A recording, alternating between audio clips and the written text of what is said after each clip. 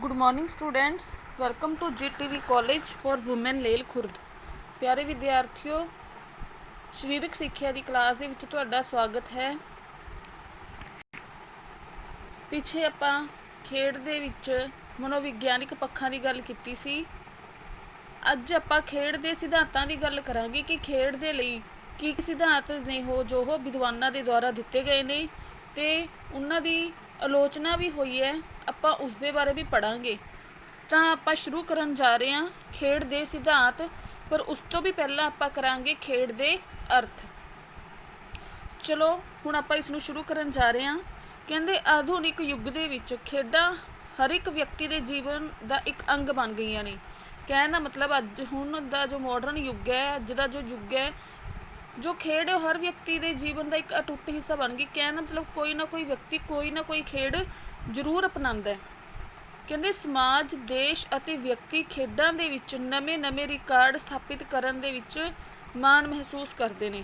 ਕਹਿੰਦੇ ਜਿਹੜੇ ਵੀ ਵਿਅਕਤੀ ਖੇਡ ਖੇਡਦੇ ਨੇ ਉਹ ਸਮਾਜ ਦੇ ਵਿੱਚ, ਦੇਸ਼ ਦੇ ਵਿੱਚ ਅਤੇ ਵਿਅਕਤੀਆਂ ਦੇ ਵਿੱਚ, ਆਪਣੇ ਦੋਸਤਾਂ ਦੇ ਵਿੱਚ ਨਵੇਂ ਰਿਕਾਰਡ ਨੇ ਜਿਹੜੇ ਸਥਾਪਿਤ ਕਰਨ ਦੇ ਵਿੱਚ ਮਾਣ ਮਹਿਸੂਸ ਕਰਦੇ ਨੇ। ਇਹਨਾਂ ਨਾਲ ਕੀ ਹੁੰਦਾ, ਇਹਨਾਂ ਖੇਡਾਂ ਦੇ ਨਾਲ ਵਿਅਕਤੀ ਦੀ ਸ਼ਖਸੀਅਤ ਦੇ ਵਿੱਚ ਕੀ ਹੈ, ਨਿਖਾਰ ਆਉਂਦਾ ਹੈ ਅਤੇ ਉਸ ਨੂੰ ਸਰੀਰਕ, ਮਾਨਸਿਕ, ਸਮਾਜਿਕ ਅਤੇ ਭਾਵਨਾਤਮਕ ਰੂਪ ਦੇ ਵਿੱਚ ਵਿਕਸਿਤ ਕਰਨ ਦੇ ਵਿੱਚ ਖੇਡਾਂ ਕੀ ਨੇ, ਸਹਾਈ ਹੁੰਦੀਆਂ ਨੇ। ਤੇ ਬੱਚੇ ਖੇਡ ਦੇ ਦੁਆਰਾ ਹੀ ਆਪਣੇ ਜੀਵਨ ਦੀ ਨੀਂਹ ਰੱਖਦੇ ਨੇ। ਕਹਿੰਦੇ ਖੇਡਾਂ ਦੇ ਦੁਆਰਾ ਵਿਅਕਤੀ ਦਾ ਸਰੀਰਕ ਵਿਕਾਸ ਹੁੰਦਾ ਹੈ, ਸਰੀਰ ਵਧੀਆ ਫਲਦਾ ਫੁੱਲਦਾ ਹੈ, ਮਾਨਸਿਕ ਤੌਰ ਦੇ ਉੱਤੇ ਉਹ ਵਧੀਆ ਰਹਿੰਦਾ, ਫਰੈਸ਼ ਰਹਿੰਦਾ। ਖੇਡਾਂ ਦੇ ਨਾਲ ਸਮਾਜ ਦੇ ਵਿੱਚ ਰਹਿ ਕੇ ਸੋਸ਼ਲ ਹੁੰਦਾ ਹੈ, ਭਾਈਚਾਰੇ ਦੇ ਵਿੱਚ ਵਧੀਆ ਆਪਣੇ ਜਿਹੜੇ ਸੰਬੰਧ ਹੈ ਬਣਾ ਕੇ ਰੱਖਦਾ ਹੈ। ਅਤੇ ਜਿਵੇਂ ਇੱਕ ਟੀਮ ਵਰਕ ਕਰਦੇ ਨੇ ਤਾਂ ਉਹ ਸਮਾਜ ਦੇ ਵਿੱਚ ਵੀ ਉਸੇ ਤਰ੍ਹਾਂ ਹੀ ਆਪਣਾ ਲੈਣ ਦੇਣ ਬਣਾਈ ਰੱਖਦਾ ਅਤੇ ਭਾਵਨਾਵਾਂ ਦੇ ਨਾਲ ਇੱਕ ਦੂਜੇ ਦਾ ਕੀ ਹੈ, ਭਾਵਨਾਤਮਕ ਰੂਪ ਤੋਂ ਦੁੱਖ ਸੁੱਖ ਸਮਝਦਾ ਹੈ। ਇਸ ਤਰ੍ਹਾਂ ਕਹਿੰਦੇ ਉਸ ਦਾ ਸਰੀਰਕ, ਮਾਨਸਿਕ, ਸਮਾਜਿਕ ਅਤੇ ਭਾਵਨਾਤਮਕ ਰੂਪ ਦੇ ਵਿੱਚ ਕੀ ਹੈ, ਵਿਕਾਸ ਕਰਨ ਦੇ ਵਿੱਚ ਜੋ ਖੇਡਾਂ ਨੇ ਉਹ ਸਹਾਈ ਹੁੰਦੀਆਂ ਨੇ। ਕਹਿੰਦੇ ਭਲੇ ਹੀ ਖੇਡਾਂ ਦੇ ਵਿੱਚ ਭਿੰਨਤਾ ਹੋਵੇ, ਕਹਿਣ ਦਾ ਭਾਵ ਭਾਵੇਂ ਖੇਡਾਂ ਵੱਖ ਪ੍ਰਕਾਰ ਦੀਆਂ ਹੁੰਦੀਆਂ ਨੇ ਪਰ ਹਰ ਇੱਕ ਵਿਅਕਤੀ ਕੋਈ ਨਾ ਕੋਈ ਖੇਡ ਖੇਡਦਾ ਹੀ ਰਹਿੰਦਾ ਹੈ। ਕਹਿੰਦੇ ਖੇਡਾਂ ਦੇ ਪ੍ਰਤੀ ਰੁਚੀ ਹਰ ਇੱਕ ਵਿਅਕਤੀ ਦੇ ਵਿੱਚ ਹੁੰਦੀ ਹੈ। ਖੇਡਾਂ ਦੀਆਂ ਵੀ ਕਈ ਕਿਸਮਾਂ ਹੁੰਦੀਆਂ ਨੇ। ਖੇਡ ਦੇ ਹਰ ਇੱਕ ਵਰਗ ਦਾ ਆਪਣਾ ਹੀ ਮਹੱਤਵ ਹੁੰਦਾ ਹੈ। ਕਹਿੰਦੇ ਇਹਨਾਂ ਖੇਡਾਂ ਦੇ ਕਈ ਸਿਧਾਂਤ ਨੇ। ਸੋ ਇਹਨਾਂ ਖੇਡਾਂ ਨੂੰ ਲੈ ਕੇ ਬਹੁਤ ਸਾਰੇ ਸਿਧਾਂਤ ਨੇ ਜਿਹੜੇ ਉਹ ਵਿਦਵਾਨਾਂ ਦੇ ਦੁਆਰਾ ਦਿੱਤੇ ਗਏ ਨੇ। ਇਹਨਾਂ ਸਿਧਾਂਤਾਂ ਦੇ ਵਿੱਚੋਂ ਕਈਆਂ ਵਿੱਚ ਸਮਾਨਤਾ ਵੀ ਪਾਈ ਜਾਂਦੀ ਹੈ ਅਤੇ ਕੁਝ ਅਜਿਹੇ ਵੀ ਨੇ ਜਿਹੜੇ ਇੱਕ ਦੂਜੇ ਦੇ ਪੂਰਕ ਨੇ। ਠੀਕ ਹੈ ਜੀ। ਤਾਂ ਸਭ ਤੋਂ ਪਹਿਲਾਂ ਆਪਾਂ ਪੜਾਂਗੇ ਖੇਡ ਦਾ ਅਰਥ ਤੇ ਉਸ ਦੀਆਂ ਪਰਿਭਾਸ਼ਾਵਾਂ। ਵੈਸੇ ਤਾਂ ਕਹਿੰਦੇ ਖੇਡ ਦੀ ਪਰਿਭਾਸ਼ਾ ਦੇਣੀ ਹੁਣ ਬੜੀ ਮੁਸ਼ਕਿਲ ਹੈ, ਪਰ ਫਿਰ ਵੀ ਵੈਲਨਟਾਈਨ ਜੋ ਕਿ ਇੱਕ ਵਿਦਵਾਨ ਹੈ, ਉਸ ਦੀ ਵਿਚਾਰਧਾਰਾ ਦੇ ਅਨੁਸਾਰ ਖੇਡ ਉਹ ਕਿਰਿਆ ਹੈ ਜੋ ਖੇਡਣ ਦੇ ਲਈ ਕੀਤੀ ਜਾਂਦੀ ਹੈ। ਇਹ ਵਿਚਾਰ ਕਹਿੰਦੇ ਲਗਭਗ ਸਾਰੇ ਹੀ ਮੰਨਦੇ ਨੇ ਤੇ ਖੇਡ ਦਾ ਅਰਥ ਦੱਸਦੇ ਹੋਏ ਅਨੇਕ ਵਿਦਵਾਨਾਂ ਨੇ ਕੀ ਨੇ ਆਪਣੇ ਵਿਚਾਰ ਪ੍ਰਗਟ ਕੀਤੇ ਹਨ। ਸਭ ਤੋਂ ਪਹਿਲਾਂ ਜੋਹਨ ਹੁਇਜ਼ਿੰਗਾ ਦਾ ਕਥਨ ਹੈ ਕਿ ਸਾਰੇ ਬੱਚੇ ਖੇਡਦੇ ਹਨ, ਉਹ ਸਾਰੇ ਲਗਭਗ ਇੱਕੋ ਜਿਹਾ ਤੇ ਇੱਕੋ ਤਰ੍ਹਾਂ ਦਾ ਹੀ ਖੇਡਦੇ ਨੇ। TP ਨੁੰਨ ਦੇ ਵਿਚਾਰ ਕੀ ਹੈ, ਕਹਿੰਦੇ ਖੇਡ ਸਿਰਜਣਾਤਮਕ ਕਿਰਿਆਵਾਂ ਦਾ ਪ੍ਰਗਟਾਵਾ ਹੈ। ਕਹਿਣ ਦਾ ਮਤਲਬ ਜਿਹੜੀਆਂ ਵੀ ਆਪਣੇ ਅੰਦਰ ਕੋ-ਕੁਰਿਕੂਲਰ ਐਕਟੀਵਿਟੀਜ਼ ਨੇ, ਹੋਰ ਐਕਟੀਵਿਟੀਜ਼ ਨੇ, ਉਹਨਾਂ ਸਾਰਿਆਂ ਨੂੰ ਪ੍ਰਗਟ ਕਰਨ ਦਾ ਇੱਕ ਸਾਧਨ ਕੀ ਹੈ, ਉਹ ਖੇਡ ਹੀ ਹੈ। ਅੰਦਰੋਂ ਟੈਲੈਂਟ ਨੂੰ ਬਾਹਰ ਕੱਢਣ ਦਾ ਇੱਕ ਸਾਧਨ ਕੀ ਹੈ, ਉਹ ਖੇਡ ਹੀ ਹੈ। ਤੇ ਮੈਕਡੂਗਲ ਦਾ ਕਹਿਣਾ ਕਿ ਖੇਡ ਜੀਵਨ ਦੀ ਸੁਰੱਖਿਆ, ਵਿਕਾਸ ਅਤੇ ਵਾਧੇ ਦੇ ਲਈ ਬੜੀ ਜ਼ਰੂਰੀ ਹੈ। ਰੋਸਕਿਨ ਕਹਿੰਦਾ ਹੈ ਕਿ ਖੇਡ ਆਪਣੇ ਸਰੀਰ ਅਤੇ ਮਨ ਦੀ ਵਰਤੋਂ ਹੈ ਜੋ ਆਪਣੇ ਆਪ ਨੂੰ ਖੁਸ਼ ਕਰਨ ਦੇ ਲਈ, ਤੇ ਇਸ ਦਾ ਕੋਈ ਨਿਸ਼ਚਿਤ ਸਿੱਟਾ ਨਹੀਂ ਹੁੰਦਾ। JS ਰੌਸ ਇਸ ਦੇ ਅਨੁਸਾਰ ਖੇਡ ਇੱਕ ਖੁਸ਼ੀ ਪ੍ਰਦਾਨ ਕਰਨ ਵਾਲੀ, ਫੁਰਤੀ ਵਾਲੀ ਅਤੇ ਸਿਰਜਣਾਤਮਕ ਕਿਰਿਆ ਹੈ ਜਿਸ ਵਿੱਚ ਮਨੁੱਖ ਪੂਰੀ ਤਰ੍ਹਾਂ ਆਪਣੇ ਭਾਵਾਂ ਨੂੰ ਕੀ ਹੈ, ਸੰਤੁਸ਼ਟ ਹੁੰਦੇ ਵੇਖਦਾ। ਕਹਿੰਦੇ ਖੇਡਾਂ ਦੇ ਰਾਹੀਂ ਹੀ ਵਿਅਕਤੀ ਆਪਣੀ ਜਿਹੜੀ ਭਾਵਨਾਵਾਂ ਹੈ ਉਸ ਨੂੰ ਪੂਰਾ ਸੰਤੁਸ਼ਟ ਹੁੰਦੇ ਵੇਖਦਾ ਹੈ, ਉਸ ਨੂੰ ਪੂਰੀ ਸੰਤੁਸ਼ਟੀ ਮਿਲਦੀ ਹੈ ਖੇਡਣ ਦੇ ਨਾਲ। ਹੌਰਲੌਕ ਦਾ ਮਤ ਹੈ ਕਿ ਖੇਡ ਦਾ ਸੰਬੰਧ ਉਸ ਕਿਰਿਆ ਦੇ ਨਾਲ ਹੈ ਜਿਸ ਵਿੱਚ ਖੁਸ਼ੀ ਮਿਲਦੀ ਹੈ ਤੇ ਇਸ ਖੁਸ਼ੀ ਦੇ ਵਿੱਚ ਕਿਸੇ ਵੀ ਨਤੀਜੇ ਦੀ ਕੀ ਹੈ, ਪਰਵਾਹ ਨਹੀਂ ਹੁੰਦੀ। ਕਹਿੰਦੇ ਗੁਲਿਕ ਦੇ ਅਨੁਸਾਰ ਖੇਡ ਉਹ ਕਿਰਿਆ ਹੈ ਜਿਹੜੀ ਅਸੀਂ ਮਰਜ਼ੀ ਦੇ ਅਨੁਸਾਰ ਜਦੋਂ ਚਾਹੀਏ ਕਰਦੇ ਹਾਂ। ਤੇ ਸਭ ਤੋਂ ਪ੍ਰਸਿੱਧ ਕ੍ਰੋ ਅਤੇ ਕ੍ਰੋ। ਇਸ ਦੇ ਅਨੁਸਾਰ ਕਹਿੰਦੇ ਖੇਡ ਉਹ ਕਿਰਿਆ ਹੈ ਜਿਸ ਵਿੱਚ ਵਿਅਕਤੀ ਉਸ ਸਮੇਂ ਭਾਗ ਲੈਂਦਾ ਹੈ ਜਦੋਂ ਉਸ ਨੂੰ ਕੰਮ ਕਰਨ ਦੇ ਲਈ ਉਹ ਆਜ਼ਾਦ ਹੁੰਦਾ ਹੈ ਜਿਹੜਾ ਕਿ ਉਹ ਕਰਨਾ ਚਾਹੁੰਦਾ ਹੈ। ਸੋ ਇਸ ਪ੍ਰਕਾਰ ਕਹਿੰਦੇ ਅਨੇਕ ਵਿਦਵਾਨਾਂ ਨੇ ਖੇਡਾਂ ਦੇ ਬਾਰੇ ਆਪਣੇ ਜੋ ਵਿਚਾਰ ਨੇ ਉਹ ਪ੍ਰਗਟ ਕੀਤੇ ਨੇ। ਕਹਿੰਦੇ ਸਾਰੇ ਖੇਡ ਨੂੰ ਇੱਕ ਕਿਰਿਆ ਹੀ ਮੰਨਦੇ ਨੇ ਜੋ ਕਿ ਹਰ ਵਿਅਕਤੀ ਸਿਰਫ ਖੁਦ ਦੇ ਲਈ ਹੀ ਕਰਦਾ ਹੈ ਜਿਸ ਤੋਂ ਉਸ ਨੂੰ ਆਨੰਦ ਮਿਲਦਾ ਹੈ। ਕਹਿਣ ਦਾ ਮਤਲਬ ਖੇਡ ਨੂੰ ਆਪਾਂ ਇੱਕ ਮਨੋਰੰਜਨ ਦੇ ਤੌਰ ਦੇ ਉੱਤੇ ਵੀ ਲੈ ਸਕਦੇ ਹਾਂ। ਜਦੋਂ ਕਈ ਵਾਰ ਆਪਾਂ ਮਤਲਬ ਉਦਾਸ ਹੁੰਦੇ ਹਾਂ ਜਾਂ ਆਪਣੇ ਅੰਦਰ ਜ਼ਿਆਦਾ ਐਨਰਜੀ ਵੀ ਭਰੀ ਹੁੰਦੀ, ਉਸ ਨੂੰ ਬਾਹਰ ਕੱਢਣ ਦਾ ਵੀ ਇੱਕ ਸਾਧਨ ਖੇਡ ਹੀ ਹੈ। ਜਾਂ ਆਪਾਂ ਆਪਣੇ ਮਨੋਰੰਜਨ ਦੇ ਲਈ ਵੀ ਖੇਡ ਖੇਡ ਸਕਦੇ ਹਾਂ ਜਿਸ ਨੂੰ ਖੇਡ ਕੇ ਆਪਾਂ ਕੀ ਖੁਸ਼ੀ ਆਪਾਂ ਨੂੰ ਮਿਲਦੀ ਹੈ। ਠੀਕ ਹੈ ਜੀ। ਕਹਿੰਦੇ ਖੇਡ ਦੇ ਅੱਗੇ ਆਪਾਂ ਪੜ੍ਹਦੇ ਹਾਂ ਸਿਧਾਂਤ। ਕਹਿੰਦੇ ਮਨੋਵਿਗਿਆਨੀਆਂ ਦੇ ਦੁਆਰਾ ਖੇਡ ਦੀ ਪ੍ਰਕਿਰਤੀ ਅਤੇ ਪ੍ਰਵਿਰਤੀ ਦੀ ਵਿਆਖਿਆ ਕਰਨ ਦੇ ਲਈ ਖੇਡ ਦੇ ਸਿਧਾਂਤਾਂ ਦੀ ਕੀ ਹੈ ਸਿਰਜਣਾ ਕੀਤੀ ਗਈ ਹੈ। ਖੇਡ ਦੇ ਬਾਰੇ ਬਹੁਤ ਸਾਰੇ ਸਿਧਾਂਤ ਹਨ। ਸਮਾਜ ਸ਼ਾਸਤਰ ਦੇ ਵਿਦਵਾਨਾਂ ਦੇ ਕਥਨ ਦੇ ਅਨੁਸਾਰ ਖੇਡਾਂ ਨੂੰ ਧਾਰਨ ਕਰਨ ਦੇ ਲਈ ਅੱਗੇ ਲਿਖੀਆਂ ਗਈਆਂ 3 ਮੁੱਖ ਗੱਲਾਂ ਹੁੰਦੀਆਂ ਨੇ। ਕਹਿੰਦੇ ਖੇਡਾਂ ਨੂੰ ਜੇ ਧਾਰਨ ਕਰਨਾ ਤਾਂ ਉਸਦੇ ਲਈ 3 ਗੱਲਾਂ ਮੇਨ ਨੇ, ਜਿਨ੍ਹਾਂ ਵਿੱਚ ਸਭ ਤੋਂ ਪਹਿਲਾਂ ਕੀ ਹੈ ਭੌਤਿਕ ਵਾਤਾਵਰਨ। ਕਹਿਣ ਦਾ ਮਤਲਬ ਜੋ ਆਪਣਾ ਆਲਾ ਦੁਆਲਾ ਹੈ ਉਹ ਵਧੀਆ ਹੋਣਾ ਚਾਹੀਦਾ ਹੈ। ਦੂਜਾ ਹੈਗਾ ਸਰੀਰ ਵੀ ਖੇਡਣ ਦੇ ਕਾਬਿਲ ਹੋਣਾ ਚਾਹੀਦਾ ਹੈ। ਨੰਬਰ 3 ਮਨੋਵਿਗਿਆਨਿਕ ਮਾਹੌਲ, ਜੋ ਆਪਣਾ ਮਾਹੌਲ ਹੈ ਮਨੋਵਿਗਿਆਨਿਕ ਮਾਹੌਲ ਹੈ ਉਹ ਵੀ ਵਧੀਆ ਹੋਣਾ ਚਾਹੀਦਾ ਹੈ। ਕਹਿੰਦੇ ਇਹਨਾਂ ਸਿਧਾਂਤਾਂ ਦੇ ਵਿੱਚ ਬਹੁਤ ਸਾਰੀਆਂ ਸਮਾਨਤਾਵਾਂ ਮੌਜੂਦ ਨੇ ਪਰ ਕੁਝ ਕੁ ਸਿਧਾਂਤ ਹਨ ਜੋ ਅਜਿਹੇ ਇੱਕ ਦੂਜੇ ਦੇ ਪੂਰਕ ਹਨ। ਮਤਲਬ ਇੱਕ ਦੂਜੇ ਦੇ ਪੂਰਕ ਮਤਲਬ ਇੱਕ ਸਿਧਾਂਤ ਦੂਜੇ ਦੇ ਪੂਰਾ ਉਸ ਨੂੰ ਕੰਪਲੀਟ ਕਰਦਾ ਹੈ। ਵੱਖਰੇ ਵੱਖਰੇ ਮਨੋਵਿਗਿਆਨੀਆਂ ਨੇ ਆਪਣੇ ਆਪਣੇ ਮਤ ਦੇ ਅਨੁਸਾਰ ਸਿਧਾਂਤ ਦਿੱਤੇ ਨੇ ਜੋ ਕਿ ਇਸ ਪ੍ਰਕਾਰ ਨੇ। ਸਭ ਤੋਂ ਪਹਿਲਾਂ ਖੇਡਾਂ ਦੇ ਵਿੱਚ ਹੈਗਾ ਵਾਧੂ ਸ਼ਕਤੀ ਦਾ ਸਿਧਾਂਤ, ਸਰਪਲਸ ਐਨਰਜੀ ਥਿਊਰੀ ਵੀ ਜ਼ਿਆਦਾ ਸ਼ਕਤੀ ਦਾ ਜੋ ਹੈ ਸਿਧਾਂਤ ਹੈ। ਵਾਧੂ ਸ਼ਕਤੀ ਜਿਹੜੀ ਆਪਣੇ ਅੰਦਰ ਭਰੀ ਹੁੰਦੀ ਹੈ ਉਸ ਨੂੰ ਬਾਹਰ ਕੱਢਣ ਦਾ ਇੱਕ ਸਾਧਨ ਹੈ ਜੋ ਕਿ ਖੇਡਾਂ ਦੇ ਵਿੱਚ ਦਿੱਤਾ ਗਿਆ ਹੈ। ਕਹਿੰਦੇ ਖੇਡਾਂ ਦੇ ਸਿਧਾਂਤਾਂ ਦੇ ਵਿੱਚੋਂ ਮੁੱਖ ਸਿਧਾਂਤ ਹੈ ਵਾਧੂ ਊਰਜਾ ਦਾ ਸਿਧਾਂਤ। ਇਸ ਸਿਧਾਂਤ ਦੇ ਮੋਢੀ ਸਾਰਿਆਂ ਤੋਂ ਪਹਿਲਾਂ ਇੱਕ ਉੱਘੇ ਵਿਦਵਾਨ ਫੈਡਰਿਕ ਸ਼ਿਲਰ ਸਨ ਜੋ ਜਰਮਨੀ ਦੇ ਇੱਕ ਬਹੁਤ ਹੀ ਮਹਾਨ ਦਾਰਸ਼ਨਿਕ ਸਨ। ਇਹਨਾਂ ਸਿਧਾਂਤਾਂ ਦੇ ਮੋਢੀਆਂ ਦੇ ਜੋ ਨਾਮ ਨੇ ਉਹ ਤੁਹਾਨੂੰ ਪਤਾ ਹੋਣੇ ਚਾਹੀਦੇ ਨੇ ਕਿ ਕਿਸ ਵਿਦਵਾਨ ਨੇ ਕਿਹੜਾ ਸਿਧਾਂਤ ਦਿੱਤਾ ਹੈ। ਕਹਿੰਦੇ ਉੱਘੇ ਵਿਦਵਾਨ ਫੈਡਰਿਕ ਸ਼ਿਲਰ ਸਨ ਜੋ ਕਿ ਜਰਮਨੀ ਦੇ ਇੱਕ ਬਹੁਤ ਹੀ ਮਹਾਨ ਦਾਰਸ਼ਨਿਕ ਸਨ। ਕਹਿੰਦੇ ਹਰਬਰਟ ਸਪੈਂਸਰ ਨੇ ਵੀ ਇਸ ਸਿਧਾਂਤ ਦੀ ਹਮਾਇਤ ਕੀਤੀ ਹੈ। ਕਹਿੰਦੇ ਉਸਨੇ ਇਸ ਸਿਧਾਂਤ ਨੂੰ ਵਿਕਸਿਤ ਕਰਨ ਦੇ ਲਈ ਕਾਫੀ ਯੋਗਦਾਨ ਦਿੱਤਾ ਹੈ। ਇਹਨਾਂ ਦੋਹਾਂ ਸਿੱਖਿਆ ਸ਼ਾਸਤਰੀਆਂ ਦਾ ਕਹਿਣਾ ਹੈ ਕਿ ਖੇਡ ਊਰਜਾ ਦਾ ਨਿਰਉਦੇਸ਼ ਖਰਚ ਕਰਨਾ ਹੈ। ਮਤਲਬ ਜਿਹੜੀ ਆਪਣੇ ਅੰਦਰ ਊਰਜਾ ਭਰੀ ਹੁੰਦੀ ਹੈ ਐਨਰਜੀ ਭਰੀ ਹੁੰਦੀ ਹੈ ਉਹਨੂੰ ਬਿਨਾਂ ਕਿਸੇ ਉਦੇਸ਼ ਤੋਂ ਖਰਚ ਕਰਨਾ ਹੀ ਖੇਡ ਹੈ। ਉਹਨਾਂ ਨੇ ਦੱਸਿਆ ਕਿ ਮਨੁੱਖ ਅਤੇ ਜੰਤੂਆਂ ਦੇ ਵਿੱਚ ਵਾਧੂ ਊਰਜਾ ਹੋਣ ਦੇ ਕਾਰਨ ਹੀ ਉਹਨਾਂ ਨੂੰ ਖੇਡਣ ਦੀ ਕੀ ਹੈ ਪ੍ਰੇਰਨਾ ਮਿਲਦੀ ਹੈ। ਕਹਿੰਦੇ ਖੇਡ ਕਿਰਿਆਵਾਂ ਉਹਨਾਂ ਨੂੰ ਖਰਚ ਕਰਨ ਦੇ ਵਿੱਚ ਹੀ ਮਦਦ ਕਰਦੀਆਂ ਹਨ। ਕਹਿੰਦੇ ਇਹਨਾਂ ਵਿਦਵਾਨਾਂ ਦਾ ਇਹ ਵੀ ਮਤ ਹੈ ਕਿ ਜੇਕਰ ਮਨੁੱਖ ਦੇ ਵਿੱਚ ਬਹੁਤ ਸਾਰੀ ਊਰਜਾ ਇਕੱਠੀ ਹੁੰਦੀ ਹੈ ਤੇ ਜੇ ਉਹ ਊਰਜਾ ਨੂੰ ਬਾਹਰ ਨਾ ਕੱਢਿਆ ਜਾਵੇ ਤਾਂ ਨੁਕਸਾਨ ਹੋ ਸਕਦਾ ਹੈ। ਸੋ ਪ੍ਰਾਣੀਆਂ ਦੇ ਲਈ ਖੇਡ ਸੁਰੱਖਿਆ ਬਾਲਵ ਦਾ ਇੱਕ ਕੰਮ ਕਰਦਾ ਹੈ। ਕਹਿੰਦੇ ਵਾਧੂ ਸ਼ਕਤੀ ਦੇ ਇਸ ਸਿਧਾਂਤ ਦੇ ਵਿੱਚ ਬਹੁਤ ਸਾਰੇ ਸ਼ੱਕ ਤੇ ਘਾਟਾਂ ਮਿਲਦੀਆਂ ਨੇ। ਜੇ ਇਸ ਸਿਧਾਂਤ ਨੂੰ ਮੰਨ ਲਿਆ ਜਾਵੇ ਤਾਂ ਕਈ ਗੱਲਾਂ ਸਪਸ਼ਟ ਨਹੀਂ ਹੁੰਦੀਆਂ ਜਿਨ੍ਹਾਂ ਦਾ ਕਿ ਜਵਾਬ ਵੀ ਨਹੀਂ ਮਿਲਦਾ। ਜਿਵੇਂ ਉਦਾਹਰਨ ਦੇ ਤੌਰ ਤੇ ਕਹਿੰਦੇ ਕਈ ਵਾਰੀ ਮਨੁੱਖ ਥੱਕੇ ਜਾਂ ਬਿਮਾਰ ਹੋਣ ਤੇ ਵੀ ਖੇਡਣ ਦੀ ਇੱਛਾ ਕਿਉਂ ਰੱਖਦਾ ਹੈ। ਸਾਰੇ ਬੱਚੇ ਇੱਕ ਹੀ ਖੇਡ ਕਿਉਂ ਨਹੀਂ ਖੇਡਦੇ, ਇਹਨਾਂ ਵਿੱਚ ਫਰਕ ਕਿਉਂ ਹੈ। ਕਹਿੰਦੇ ਇਹ ਗੱਲਾਂ ਦਾ ਜਿਹੜਾ ਜਵਾਬ ਹੈ ਉਹ ਨਹੀਂ ਮਿਲਦਾ ਜੇਕਰ ਆਪਾਂ ਇਸ ਸਿਧਾਂਤ ਨੂੰ ਮੰਨ ਲੈਂਦੇ ਹਾਂ। ਕਹਿੰਦੇ ਇਸ ਸਿਧਾਂਤ ਦੇ ਵਿੱਚ ਵਿਅਕਤੀ ਦਾ ਭਾਫ ਇੰਜਨ ਨਾਲ ਮੁਕਾਬਲਾ ਕੀਤਾ ਗਿਆ। ਜੋ ਭਾਫ ਇੰਜਨ ਹੈ ਉਸ ਦੇ ਨਾਲ ਉਸਦੀ ਤੁਲਨਾ ਕੀਤੀ ਗਈ ਹੈ ਕਿ ਜਿਵੇਂ ਇੰਜਨ ਦੇ ਵਿੱਚ ਜਿੰਨੀ ਤਾਕਤ ਹੁੰਦੀ ਉਹ ਸਿਰਫ ਇੰਜਨ ਵਿੱਚ ਹੀ ਪੈਦਾ ਹੋਈ ਭਾਫ ਤੋਂ ਮਿਲਦੀ ਹੈ। ਪਰ ਜੇ ਕਹਿੰਦੇ ਉਸ ਵਿੱਚ ਜ਼ਰੂਰਤ ਤੋਂ ਜ਼ਿਆਦਾ ਭਾਫ ਪੈਦਾ ਹੋ ਜਾਵੇ ਤਾਂ ਉਸ ਨੂੰ ਕੱਢਣ ਦੇ ਲਈ ਇੱਕ ਸੁਰੱਖਿਆ ਬਾਲਵ ਲੱਗਿਆ ਹੋਇਆ ਹੁੰਦਾ ਹੈ। ਜੇਕਰ ਇਹ ਸੁਰੱਖਿਆ ਬਾਲਵ ਨਾ ਹੋਵੇ ਤਾਂ ਇੰਜਨ ਫਟ ਸਕਦਾ ਹੈ। ਸੋ ਇਸੇ ਵਿਚਾਰਧਾਰਾ ਦੇ ਅਨੁਸਾਰ ਕਹਿੰਦੇ ਜੇ ਵਿਅਕਤੀ ਦੇ ਅੰਦਰ ਵਾਧੂ ਸ਼ਕਤੀ ਨੂੰ ਬਾਹਰ ਨਾ ਕੱਢਿਆ ਜਾਵੇ ਤਾਂ ਇਹ ਵੀ ਸਰੀਰ ਦੇ ਲਈ ਕੀ ਹੈ ਨੁਕਸਾਨਦਾਇਕ ਸਿੱਧ ਹੋ ਸਕਦੀ ਹੈ। ਕਹਿਣਾ ਮਤਲਬ ਸਰੀਰ ਦੇ ਅੰਦਰ ਜੋ ਵਾਧੂ ਸ਼ਕਤੀ ਹੈ ਉਸ ਨੂੰ ਬਾਹਰ ਕੱਢਣ ਦਾ ਜੋ ਸਾਧਨ ਹੈ ਉਹ ਖੇਡ ਹੀ ਹੈ ਅਤੇ ਜੇਕਰ ਇਸ ਨੂੰ ਬਾਹਰ ਨਾ ਕੱਢਿਆ ਜਾਵੇ ਤਾਂ ਉਸ ਦੇ ਨਾਲ ਸਾਡੇ ਸਰੀਰ ਨੂੰ ਕੀ ਹੈ ਨੁਕਸਾਨ ਵੀ ਪਹੁੰਚ ਸਕਦਾ ਹੈ। ਨੰਬਰ 2 ਮਨੋਰੰਜਨ ਦਾ ਸਿਧਾਂਤ। ਕਹਿੰਦੇ ਇਸ ਸਿਧਾਂਤ ਦਾ ਖੇਡਾਂ ਦੇ ਵਿੱਚ ਆਪਣਾ ਇੱਕ ਖਾਸ ਮਹੱਤਵ ਹੈ। ਇਸ ਸਿਧਾਂਤ ਦੇ ਮੋਢੀ ਲਾਰਡ ਕੈਂਪਸ ਤੇ ਜੀ.ਟੀ.ਵੀ. ਪੈਟਰਿਕ ਹਨ। ਕਹਿੰਦੇ ਉਹਨਾਂ ਦੇ ਅਨੁਸਾਰ ਖੇਡ ਦਾ ਆਧਾਰ ਕੀ ਹੈ? ਮਨੋਰੰਜਨ ਹੈ। ਮਤਲਬ ਇਹ ਵਿਦਵਾਨ ਮੰਨਦੇ ਨੇ ਕਿ ਖੇਡਾਂ ਦਾ ਜੋ ਆਧਾਰ ਹੈ ਮਨੋਰੰਜਨ ਦੇ ਲਈ ਹੀ ਖੇਡਾਂ ਖੇਡੀਆਂ ਜਾਂਦੀਆਂ ਨੇ।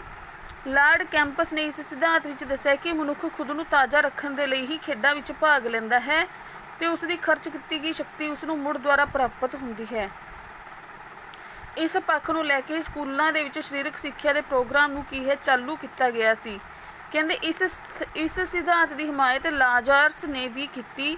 ਉਹਨਾਂ ਦੇ ਅਨੁਸਾਰ ਖੇਡ ਕਹਿੰਦੇ ਕਿ ਇੱਕ ਅਜਿਹਾ ਢੰਗ ਹੈ ਜਿਸ ਨਾਲ ਬੱਚਾ ਆਪਣੀ ਖਰਚ ਕੀਤੀ ਹੋਈ ਸ਼ਕਤੀ ਨੂੰ ਕੀ ਹੈ ਪ੍ਰਾਪਤ ਕਰਦਾ ਹੈ। ਕਹਿੰਦੇ ਬੱਚੇ ਅਕਸਰ ਆਪਣੀ ਕਲਾਸ ਦੇ ਵਿੱਚ ਪੜ੍ਹਦੇ ਹੋਏ ਥੱਕ ਜਾਂਦੇ ਹਨ। ਉਹ ਚਾਹੁੰਦੇ ਹਨ ਕਿ ਉਹਨਾਂ ਨੂੰ ਖੇਡ ਦੇ ਮੈਦਾਨ ਦੇ ਵਿੱਚ ਜਾਣ ਦਾ ਮੌਕਾ ਮਿਲੇ ਤੇ ਉਹਨਾਂ ਨੂੰ ਜਿਵੇਂ ਹੀ ਖੇਡਣ ਦਾ ਮੌਕਾ ਮਿਲਦਾ ਹੈ ਉਹ ਬੜੇ ਉਤਸ਼ਾਹ ਨਾਲ ਖੇਡਦੇ ਹਨ ਤੇ ਖਰਚ ਕੀਤੀ ਹੋਈ ਤਾਕਤ ਨੂੰ ਮੁੜ ਹਾਸਿਲ ਕਰਦੇ ਹਨ। ਸੋ ਇਸੇ ਕਾਰਨ ਹੀ ਜੋ ਇਸ ਵਿਸ਼ੇ ਨੂੰ ਵੀ ਸਿੱਖਿਆ ਦੇ ਖੇਤਰ ਦੇ ਵਿੱਚ ਕੀ ਹੈ ਸ਼ਾਮਿਲ ਕੀਤਾ ਗਿਆ ਹੈ। ਕਹਿੰਦੇ ਇਸ ਸਿਧਾਂਤ ਦੀ ਆਲੋਚਨਾ ਵੀ ਇਸ ਆਧਾਰ 'ਤੇ ਕੀਤੀ ਗਈ ਹੈ। ਕਹਿੰਦੇ ਖੇਡਾਂ ਸਿਰਫ ਮਨੋਰੰਜਨ ਲਈ ਹੀ ਨਹੀਂ ਖੇਡੀਆਂ ਜਾਂਦੀਆਂ, ਇਹਨਾਂ ਦੇ ਕੁਝ ਹੋਰ ਉਦੇਸ਼ ਨੇ। ਕਹਿਣ ਦਾ ਮਤਲਬ ਜਿਹੜਾ ਇਹ ਸਿਧਾਂਤ ਦਿੱਤਾ ਹੈ ਵਿਦਵਾਨਾਂ ਨੇ ਉਹਨਾਂ ਨੇ ਸਿਰਫ ਇਹੀ ਗੱਲ ਕਹੀ ਕਿ ਮਨੋਰੰਜਨ ਲਈ ਖੇਡੇ ਜਾਂਦੇ ਨੇ, ਪਰ ਜਦੋਂ ਇਸ ਦੀ ਆਲੋਚਨਾ ਕੀਤੀ ਗਈ ਤਾਂ ਕਿਹਾ ਗਿਆ ਕਿ ਇਹ ਸਿਰਫ ਮਨੋਰੰਜਨ ਦੇ ਲਈ ਨਹੀਂ ਹੁੰਦੀਆਂ, ਇਸ ਦੇ ਹੋਰ ਵੀ ਉਦੇਸ਼ ਹੁੰਦੇ ਨੇ। ਇਸ ਵਿੱਚ ਖੇਡ ਦੇ ਸਿਰਫ ਇੱਕ ਪੱਖ ਤੋਂ ਹੀ ਵਿਚਾਰ ਕੀਤਾ ਗਿਆ ਹੈ। ਦੂਜਾ ਪੁਆਇੰਟ ਕਹਿੰਦੇ ਇੱਕ ਖਿਡਾਰੀ ਆਪਣੀ ਖੇਡ ਦੇ ਵਿੱਚ ਤਾਕਤ ਦੀ ਵਰਤੋਂ ਤਾਂ ਜ਼ਰੂਰ ਕਰਦਾ ਹੈ ਪਰ ਇਹ ਆਖਣਾ ਕਿ ਉਸਦੀ ਖਰਚ ਕੀਤੀ ਗਈ ਤਾਕਤ ਉਸ ਨੂੰ ਮੁੜ ਮਿਲ ਜਾਂਦੀ ਹੈ ਇੱਕ ਅਜੀਬੋ ਗਰੀਬ ਜਿਹੀ ਗੱਲ ਲੱਗਦੀ ਹੈ। ਕਹਿੰਦੇ ਛੋਟੇ ਬੱਚੇ ਜਿਹੜੇ ਕਿ ਵੱਡੇ ਵਾਲਿਆਂ ਨੂੰ ਥਕਾ ਦੇਣ ਯੋਗ ਮੁਸ਼ਕਿਲ ਕਿਰਿਆਵਾਂ ਕਰਦੇ ਹੀ ਨਹੀਂ ਫਿਰ ਉਹ ਖੇਡਦੇ ਕਿਉਂ ਹਨ। ਸੋ ਇਸ ਤਰ੍ਹਾਂ ਕਹਿੰਦੇ ਇਸ ਸਿਧਾਂਤ ਦੀ ਆਲੋਚਨਾ ਹੋਈ ਹੈ। ਨੈਕਸਟ ਜੋ ਸਿਧਾਂਤ ਹੈ ਉਹ ਹੈ ਕੈਥਾਰਟਿਕ ਜਾਂ ਸ਼ੁੱਧੀਕਰਨ ਦਾ ਸਿਧਾਂਤ। ਕਹਿੰਦੇ ਪ੍ਰਸਿੱਧ ਸਿੱਖਿਆ ਸ਼ਾਸਤਰੀ ਤੇ ਫਿਲਾਸਫਰ ਅਰਸਤੂ ਦਾ ਕਹਿਣਾ ਹੈ ਕਿ ਨਾਟਕ ਦੇਖਦੇ ਹੋਏ ਜਦੋਂ ਅਸੀਂ ਗੁੱਸਾ, ਈਰਖਾ, ਡਰ ਅਤੇ ਨਫ਼ਰਤ ਆਦਿ ਦਾ ਨਜ਼ਾਰਾ ਦੇਖਦੇ ਹਾਂ ਤਾਂ ਸਾਡੇ ਮਨ ਦੇ ਵਿੱਚ ਇਹਨਾਂ ਦ੍ਰਿਸ਼ਾਂ ਦੇ ਨਾਲ ਸੰਬੰਧਿਤ ਕੀ ਨੇ ਭਾਵਨਾਵਾਂ ਪੈਦਾ ਹੋ ਜਾਂਦੀਆਂ ਨੇ। ਸਮਾਜਿਕ ਮਰਿਆਦਾ ਅਤੇ ਪ੍ਰਤੀਬੰਧ ਦੇ ਕਾਰਨ ਮਨੁੱਖ ਆਪਣੀਆਂ ਮੂਲ ਪ੍ਰਵਿਰਤੀਆਂ ਅਤੇ ਇੱਛਾਵਾਂ ਅਤੇ ਭਾਵਨਾਵਾਂ ਨੂੰ ਪ੍ਰਗਟ ਕਰਨ ਦੇ ਵਿੱਚ ਕੀ ਹੁੰਦਾ ਹੈ ਅਸਮਰੱਥ ਹੁੰਦਾ ਹੈ।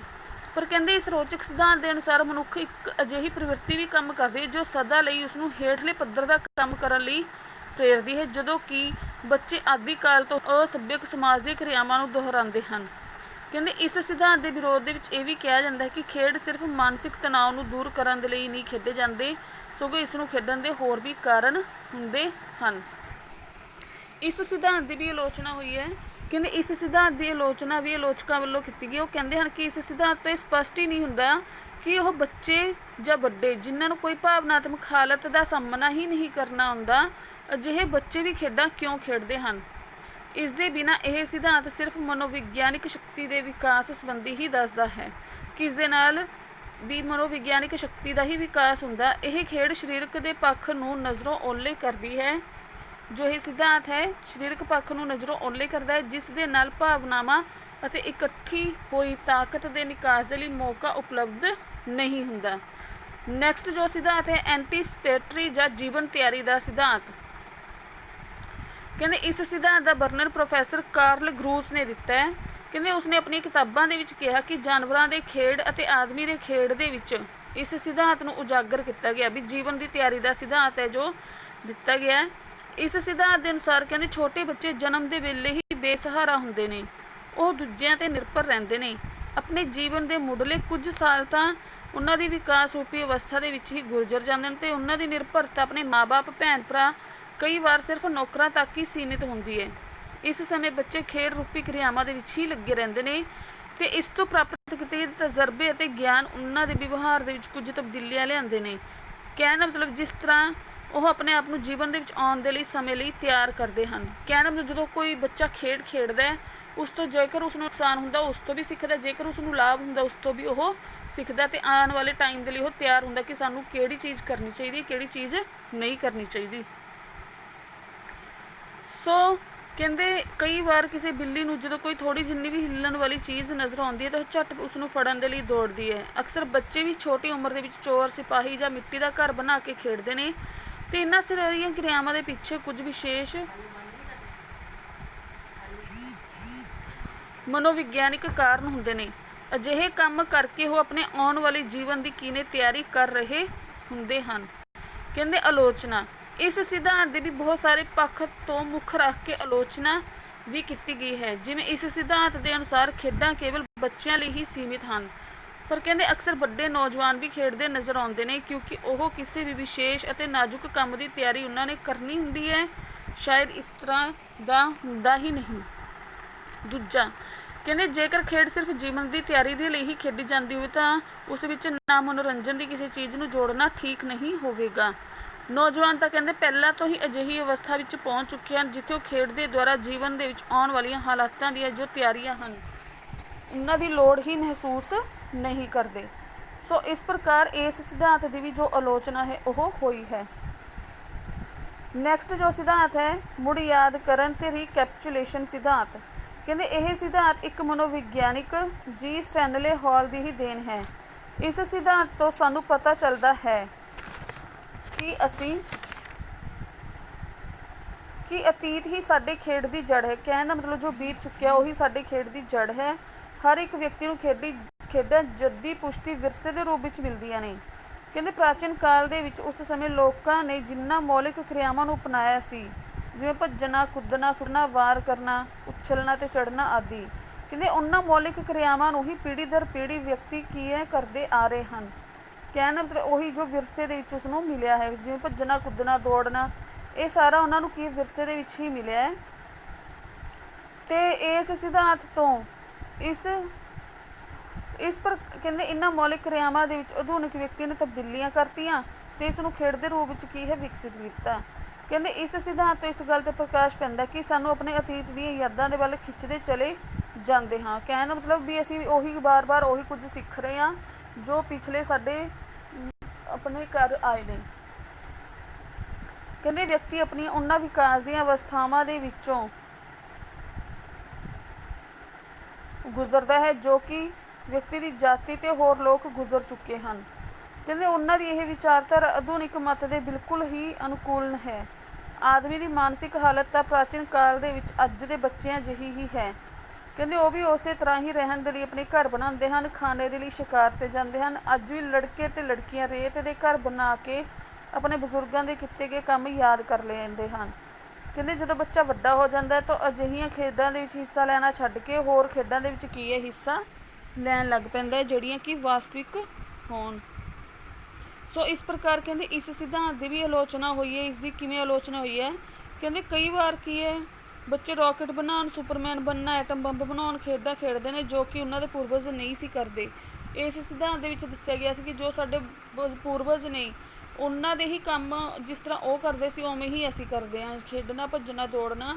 ਪਰ ਕਹਿੰਦੇ ਇਸ ਦੀ ਸਿਧਾਂਤ ਦੀ ਆਲੋਚਨਾ ਕੀਤੀ ਗਈ ਹੈ ਕਿ ਨਹੀਂ, ਕੁਝ ਬੱਚੇ ਉਹ ਕੰਮ ਵੀ ਨਹੀਂ ਕਰਦੇ ਜੋ ਕਿ ਉਹਨਾਂ ਦੇ ਪੂਰਵਜ ਕਰ ਗਏ, ਜਿਵੇਂ ਰਾਕਟ ਬਣਾਉਣਾ, ਸੁਪਰਮੈਨ ਬਣਨਾ, ਐਟਮ ਬੰਬ ਬਣਾਉਣਾ। ਕਹਿੰਦੇ ਬੱਚੇ ਆਪਣੀਆਂ ਖੇਡਾਂ ਦੇ ਵਿੱਚ ਤਾਂ ਨਕਲ ਕਰਨ ਤੋਂ ਇਲਾਵਾ ਬਹੁਤ ਸਾਰੀਆਂ ਅਜਿਹੀਆਂ ਖੇਡਾਂ ਖੇਡਦੇ ਨੇ ਜੋ ਪ੍ਰਾਚੀਨ ਕਾਲ ਦੇ ਵਿੱਚ ਲੋਕ ਖੇਡਦੇ ਹੀ ਨਹੀਂ ਸਨ। ਅਤੇ ਵਿਕਾਸ ਦੀ ਅਵਸਥਾਵਾਂ ਦੇ ਵਿੱਚ ਅਕਸਰ ਬੱਚੇ ਦੀ ਹਰ ਇੱਕ ਚੀਜ਼ ਦੇ ਵਿੱਚ ਕੀ ਨੇ ਤਬਦੀਲੀਆਂ ਆ ਜਾਂਦੀਆਂ ਨੇ। ਸੋ ਇਸ ਪ੍ਰਕਾਰ ਇਸ ਸਿਧਾਂਤ ਦੀ ਵੀ ਆਲੋਚਨਾ ਕੀਤੀ ਗਈ ਹੈ। ਨੈਕਸਟ ਜੋ ਸਿਧਾਂਤ ਹੈ ਆਰਾਮ ਦਾ ਸਿਧਾਂਤ। ਕਹਿੰਦੇ ਜੀਵਨ ਦੇ ਵਿੱਚ ਤਣਾਅ ਅਤੇ ਦਬਾਅ ਨੇ ਵਿਅਕਤੀ ਨੂੰ ਹਰ ਪਹਿਲੂ 'ਤੇ ਆਪਣਾ ਅਸਰ ਪਾਇਆ ਹੈ। ਅੱਜ ਜੀਵਨ ਬਹੁਤ ਹੀ ਗੁੰਝਲ ਅਤੇ ਪੈਚੀਦਾ ਹੋ ਗਿਆ ਹੈ। ਕਹਿੰਦੇ ਅਜਿਹੀਆਂ ਅਵਸਥਾ ਦੇ ਵਿੱਚ ਮਨੁੱਖ ਸਰੀਰ ਦੇ ਅੰਦਰ ਕੰਮ ਕਰ ਰਹੇ ਸਾਰੇ ਸੰਸਥਾਨਾਂ ਦੇ ਛੋਟੇ ਛੋਟੇ ਅੰਗਾਂ ਦੀ ਵਰਤੋਂ ਕਰਦਾ ਹੈ ਅਤੇ ਉਸ ਦੀ ਸਭ ਤੋਂ ਛੋਟੀ ਮਾਸਪੇਸ਼ੀ ਵੀ ਹਰਕਤ ਆਏ ਬਿਨਾਂ ਨਹੀਂ ਰਹਿ ਸਕਦੀ। ਇਹੀ ਕਾਰਨ ਹੈ ਕਿ ਸਰੀਰ ਦੇ ਵਿੱਚ ਕਾਫੀ ਫਾਲਤੂ ਪਦਾਰਥ ਕਿਨੇ ਜਮ੍ਹਾਂ ਹੋ ਜਾਂਦੇ ਨੇ ਅਤੇ ਇਹਨਾਂ ਤੋਂ ਥਕਾਵਟ ਸਰੀਰ ਨੂੰ ਆ ਘੇਰਦੀ ਹੈ। ਅਜਿਹੀ ਹਾਲਤ ਦੇ ਵਿੱਚ ਸਰੀਰ ਆਰਾਮ ਕਰਨਾ ਚਾਹੁੰਦਾ ਹੈ। ਇਸ ਤੋਂ ਬਿਨਾਂ ਸਰੀਰ ਬਿਨਾਂ ਕਿਸੇ ਕੰਮ ਕਰਨ ਦੇ ਯੋਗ ਹੀ ਨਹੀਂ ਰਹਿੰਦਾ। ਇਸ ਕਾਰਨ ਬਹੁਤ ਸਾਰੀਆਂ ਉਹ ਅਜਿਹੀਆਂ ਗਲਤੀਆਂ ਕੀ ਹੈ ਕਰ ਬੈਠਦਾ ਹੈ। ਕਹਿੰਦੇ ਖੇਡ ਦੇ ਦੁਆਰਾ ਵਿਅਕਤੀ ਨੂੰ ਅਜਿਹੀ ਸ਼ਕਤੀ ਪ੍ਰਾਪਤ ਹੁੰਦੀ ਹੈ ਜੋ ਉਸ ਨੂੰ ਥਕਾਵਟ ਤੋਂ ਦੂਰ ਰੱਖਦੀ ਹੈ ਅਤੇ ਵਿਅਕਤੀ ਖੇਡਾਂ ਵਿੱਚ ਭਾਗ ਲੈ ਕੇ ਤਣਾਅ ਤੋਂ ਕੀ ਹੈ ਛੁਟਕਾਰਾ ਪਾਉਂਦਾ ਹੈ ਅਤੇ ਫਿਰ ਤਰੋਤਾਜ਼ਾ ਅਤੇ ਖੁਸ਼ ਨਜ਼ਰ ਆਉਣ ਲੱਗਦਾ ਹੈ। ਕਹਿੰਦੇ ਆਲੋਚਨਾ, ਇਸ ਸਿਧਾਂਤ ਤੇ ਦੁਬਾਰਾ ਸ਼ਕਤੀ ਪ੍ਰਾਪਤ ਕਰਨ ਵਾਲੇ ਸਿਧਾਂਤ ਦੇ ਵਿੱਚ ਕੋਈ ਵੀ ਫਰਕ ਕੀ ਹੈ ਉਹ ਨਜ਼ਰ ਨਹੀਂ ਆਉਂਦਾ, ਜੇਕਰ ਹੈ ਤਾਂ ਬਹੁਤਾ ਥੋੜ੍ਹਾ ਹੀ ਹੈ। ਕਹਿਣ ਦਾ ਮਤਲਬ ਇਹ ਜੋ ਸਿਧਾਂਤ ਹੈ ਇੱਕ ਦੂਜੇ ਦੇ ਕੀ ਨੇ ਪੂਰਕ ਹਨ। ਮੂਲ ਪ੍ਰਵਿਰਤੀਆਂ ਦਾ ਸਿਧਾਂਤ। ਕਹਿੰਦੇ ਇਸ ਸਿਧਾਂਤ ਨੂੰ ਰੋਸ਼ਨੀ ਦੇ ਵਿੱਚ ਲਿਆਉਣ ਵਾਲੇ ਮਨੋਵਿਗਿਆਨਿਕ ਮੈਕਡੂਗਲ ਸਨ। ਉਹਨਾਂ ਦਾ ਖਿਆਲ ਸੀ ਕਿ ਵਿਅਕਤੀ ਅਤੇ ਜਾਨਵਰਾਂ ਦੇ ਅੰਦਰ ਉਹਨਾਂ ਦੇ ਵਤੀਰੇ ਨੂੰ ਪ੍ਰਭਾਵਿਤ ਕਰਨ ਵਾਲੀਆਂ ਸਿਰਫ ਪ੍ਰਵਿਰਤੀਆਂ ਹੀ ਹੁੰਦੀਆਂ ਹਨ। ਜੇਕਰ ਬੱਚੇ ਖੇਡਦੇ ਹਨ ਤਾਂ ਕੇਵਲ ਉਹ ਆਪਣੀ ਪ੍ਰਵਿਰਤੀਆਂ ਦੇ ਸਮੇਂ ਤੋਂ ਪਹਿਲਾਂ ਵਿਕਸਿਤ ਹੋ ਜਾਣ ਦੇ ਕਾਰਨ ਹੀ ਖੇਡਦੇ ਨੇ।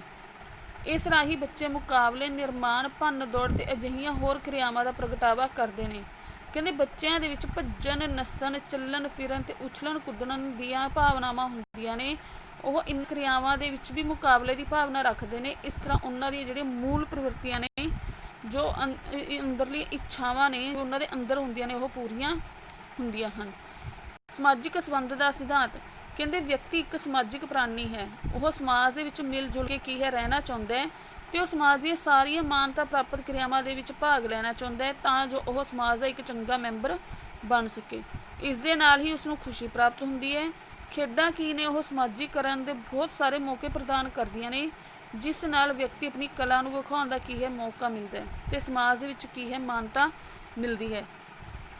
ਕਹਿੰਦੇ ਜਦੋਂ ਵਿਅਕਤੀ ਦੂਸਰਿਆਂ ਦੇ ਸੰਬੰਧਾਂ ਵਿੱਚ ਆਉਂਦਾ ਹੈ ਤਾਂ ਉਸਦੇ ਵਿਵਹਾਰ ਅਤੇ ਸ਼ਖਸੀਅਤ ਦੇ ਵਿੱਚ ਵੀ ਨਿਖਾਰ ਆਉਂਦਾ ਹੈ, ਜਿਹੜਾ ਭਵਿੱਖ ਦੇ ਲਈ ਬਹੁਤ ਜ਼ਰੂਰੀ ਹੈ। ਤੇ ਖੇਡਾਂ ਬੱਚੇ ਨੂੰ ਚੰਗਾ ਜੀਵਨ ਜਿਉਣ ਦੀ ਜੋ ਜਾਂਚ ਹੈ ਉਹ ਵੀ ਸਿਖਾਉਂਦੀਆਂ ਹਨ।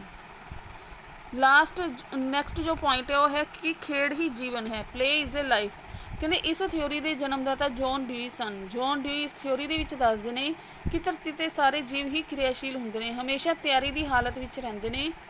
ਜੋ ਕਿਰਿਆ ਹੈ ਉਹ ਜਿਉਂਦੇ ਰਹਿਣ ਦੀ ਹੀ ਨਿਸ਼ਾਨੀ ਹੈ ਅਤੇ ਉਹ ਉਸ ਦੀ ਖਾਸ ਵਿਸ਼ੇਸ਼ਤਾ ਹੈ। ਸੋ ਸਮੇਂ ਦੇ ਨਾਲ ਨਾਲ ਵਿਅਕਤਿਤਵ ਕਿਰਿਆਵਾਂ ਤੋਂ ਹਟ ਕੇ ਵਿਅਕਤੀ ਦੂਸਰੇ ਦੋਸਤਾਂ ਮਿੱਤਰਾਂ ਦੇ ਨਾਲ ਵੀ ਖੇਡਣਾ ਪਸੰਦ ਕਰਦਾ ਹੈ ਤੇ ਇਹ ਉਸ ਵਿੱਚ ਤਬਦੀਲੀ ਦਾ ਕਾਰਨ ਹੀ ਕੀ ਹੈ ਹੁੰਦਾ ਹੈ। ਨੈਕਸਟ ਤੇ ਲਾਸਟ ਜੋ ਪੁਆਇੰਟ ਹੈ ਮਾਨਸਿਕ ਵਿਸ਼ਲੇਸ਼ਣ ਥਿਊਰੀ। ਕਹਿੰਦੇ ਇਹ ਥਿਊਰੀ ਸਿਗਮੰਡ ਫਰਾਇਡ ਨੇ ਦਿੱਤੀ ਹੈ। ਇਸ ਥਿਊਰੀ ਦੇ ਵਿੱਚ ਇਹ ਦੱਸਿਆ ਗਿਆ ਹੈ ਕਿ ਲਿੰਗ ਸ਼ਕਤੀ ਹੀ ਜਾਨਵਰ ਵਰਗਾ ਵਰਤਾਓ ਕਰਵਾਉਂਦੀ ਹੈ। ਜੀਵਧਾਰੀਆਂ ਦੀ ਇਹ ਸ਼ਕਤੀ ਦੱਬੀ ਰਹਿੰਦੀ। ਕਹਿੰਦੇ ਵਿਅਕਤੀ ਦੇ ਅੰਦਰ ਲਿੰਗ ਨੂੰ ਲੈ ਕੇ ਜੋ ਇੱਛਾ ਹੁੰਦੀ ਹੈ ਉਹ ਦੱਬੀ ਰਹਿੰਦੀ ਹੈ ਤੇ ਉਸਨੂੰ ਉਹ ਬਾਹਰ ਕੱਢਣਾ ਚਾਹੁੰਦਾ ਹੈ। ਜਦੋਂ ਉਹ ਸ਼ਕਤੀ ਲਗਾਤਾਰ ਕਹਿੰਦੇ ਦੱਬੀ ਰਹਿੰਦੀ ਹੈ ਤਾਂ ਉਹ ਵੱਖ-ਵੱਖ ਪ੍ਰਣਾਲੀਆਂ ਨੂੰ ਖੇਡਾਂ ਰਾਹੀਂ ਹੀ ਬਾਹਰ ਕੱਢਣ ਦੇ ਲਈ ਕੀ ਹੈ ਮਜਬੂਰ ਕਰਦੀ ਹੈ। ਕਹਿੰਦੇ ਖੇਡਾਂ ਤਣਾਅ, ਪਰੇਸ਼ਾਨੀ ਵਰਗੀਆਂ ਮੁਸ਼ਕਿਲਾਂ ਨੂੰ ਦੂਰ ਕਰਨ ਦੇ ਬਹੁਤ ਵਧੀਆ ਤਰੀਕੇ ਨੇ। ਬੱਚੇ ਕੀ ਨੇ ਖੇਡਾਂ ਵਿੱਚ ਭਾਗ ਲੈ ਕੇ ਹੀ ਖੁਸ਼ੀ ਪ੍ਰਾਪਤ ਕਰਦੇ ਨੇ ਤੇ ਵੱਡਿਆਂ ਦੇ ਲਈ ਇਹ ਤਣਾਅ ਰਹਿਤ ਰਹਿਣ ਦਾ ਕੀ ਨੇ ਸਾਧਨ ਹੈ। ਖੇਡਾਂ ਸਾਰਿਆਂ ਨੂੰ ਹੀ ਸਰੀਰਕ ਅਤੇ ਮਾਨਸਿਕ ਤਣਾਅ ਤੋਂ ਕੀ ਨੇ ਦੂਰ ਰੱਖਦੀਆਂ ਹਨ। ਇਸ ਦੇ ਨਾਲ ਹੀ ਜੋ ਅੱਜ ਦਾ ਆਪਣਾ ਟੌਪਿਕ ਹੈ ਖੇਡ ਦੇ ਸਿਧਾਂਤ ਪੂਰਾ ਹੁੰਦਾ ਹੈ। ਸਾਰੇ ਵਿਦਿਆਰਥੀਆਂ ਨੇ ਜੋ ਇਸ ਸਿਧਾਂਤ ਦੇ ਜਨਮਦਾਤਾ ਨੇ ਜਾਂ ਜਿਹੜਾ ਵੀ ਸਿਧਾਂਤ ਕਿਸੇ ਵੀ ਵਿਦਵਾਨਾਂ ਨੇ ਦਿੱਤਾ ਹੈ, ਖੇਡ ਮਨੋਵਿਗਿਆਨੀਆਂ ਦੇ ਦੁਆਰਾ ਦਿੱਤਾ ਗਿਆ ਹੈ, ਉਸ ਸਿਧਾਂਤ ਦਾ ਨਾਮ ਤੇ ਜਿਸਨੇ ਉਹ ਸਿਧਾਂਤ ਦਿੱਤਾ ਹੈ ਉਸ ਦਾ ਨਾਮ ਸਭ ਨੂੰ ਹੀ ਪਤਾ ਹੋਣਾ ਚਾਹੀਦਾ ਹੈ।